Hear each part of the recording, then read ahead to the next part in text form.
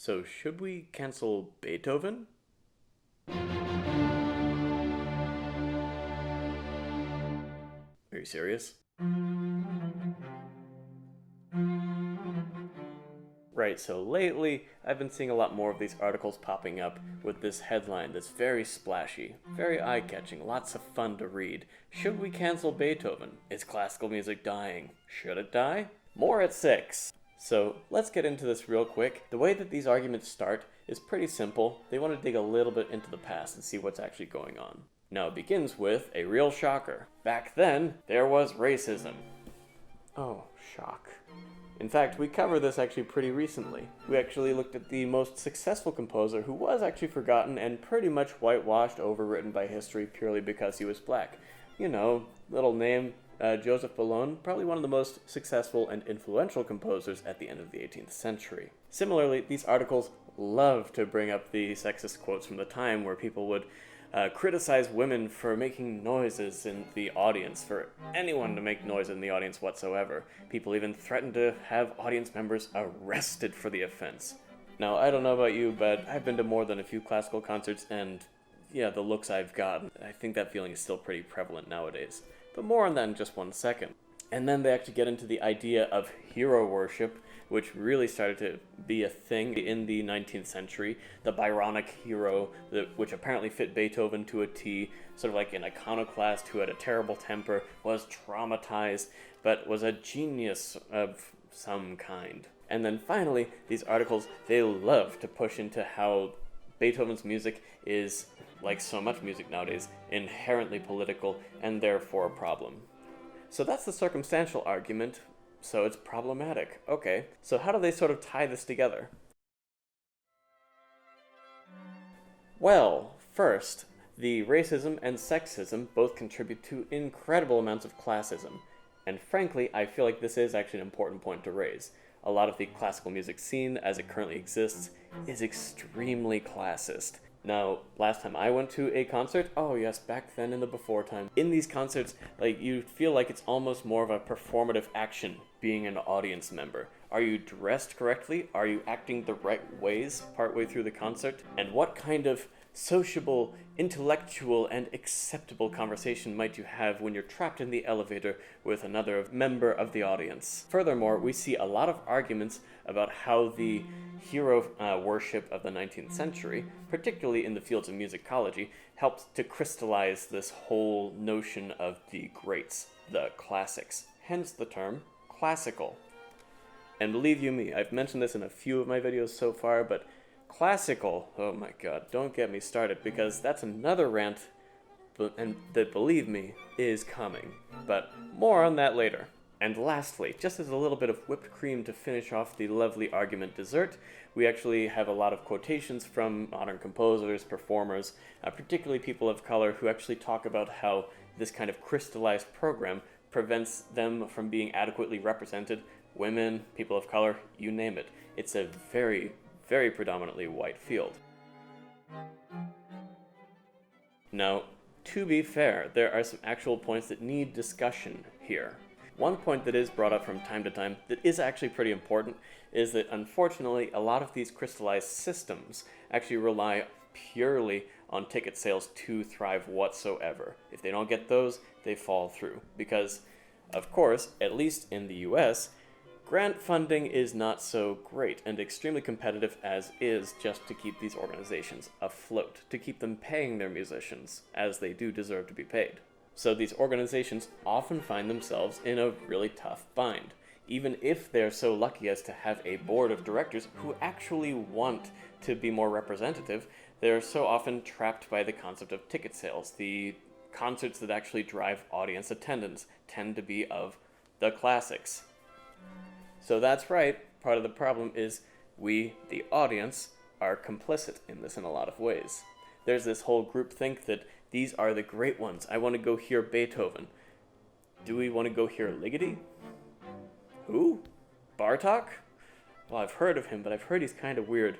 Benjamin Britten? Oh, he did those weird opera things. I'm not sure. Hey, how about that Joseph Boulogne guy? Who? Oh, but you know who I could go hear for the 737th time? Mozart. Let's have some more Mozart. Why not? Yeah, you could see the point.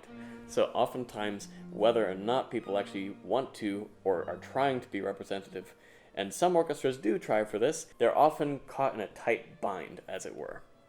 So as I said, I've seen these arguments popping up much more often recently. Specifically, I remember there was one just late last year, published by Vox, and just so recently I even saw one on the UK's Varsity online magazine, I think it is. So where does this leave us? Should we cancel Beethoven? Should we cancel classical? All excellent questions, but sort of missing the point. And as I said, this is why we can't have nice things. This is why we can't have headlines like this, because this is what people will get caught on. They'll get caught on Beethoven, and they'll completely miss the argument. Because you see, with all these elements, there's actually a lot going on here, and I think points to a different issue entirely. What we're actually talking about is not Beethoven. We're talking about the classical music scene as it's known.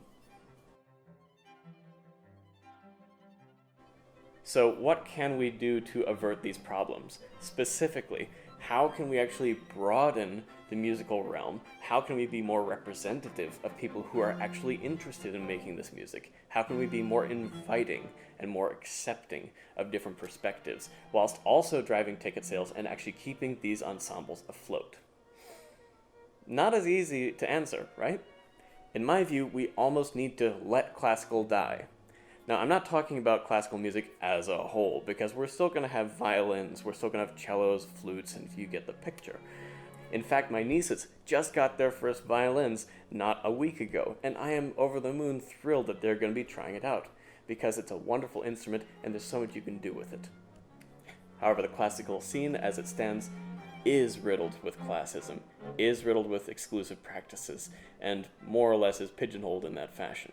However, that being said, there are a lot of groups that have formed around and out of this scene, which actually focus explicitly on more modern, representative types of repertoire.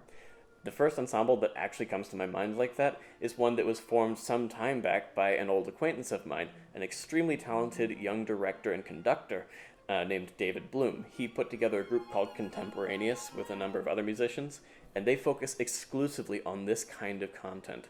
And they do an amazing job, and I highly recommend you check them out with regards to that. Secondly, I also want to make a quick plug for the early music scene. Now, whilst the early music scene has actually seen a lot of the same issues that classical music at large has seen as well, there are a number of groups that, due to the more fragmented quality of early music, have actually experimented with a lot more modern music or different musical styles, ranging from an inclusive approach to folk music all the way towards actual avant-garde 20th century or 21st century compositional styles.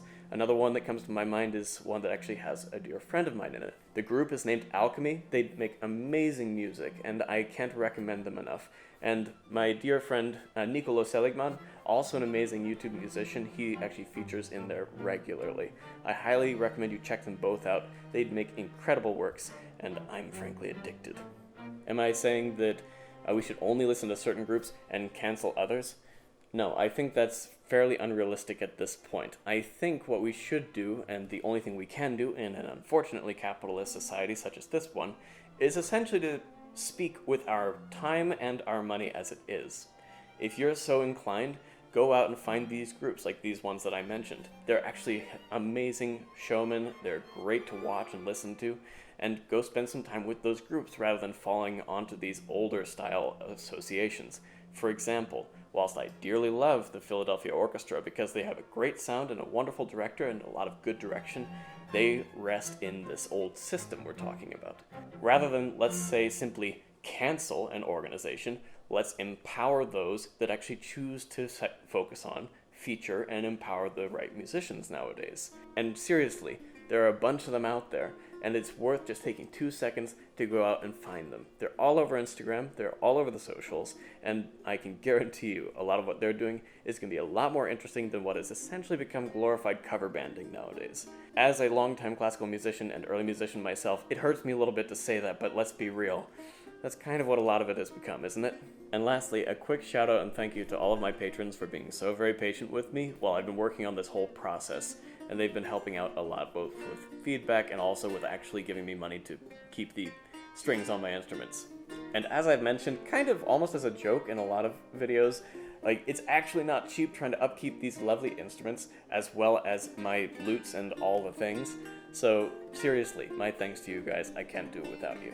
So if anybody else wants to, help me out just in the same way, or get a little peek behind the scenes, see what I'm up to, what my thought process and actual working process is, go ahead and hit up the Patreon link. It's right there down below. In the meantime, thanks so much for listening. It means a lot, and see you in the next one.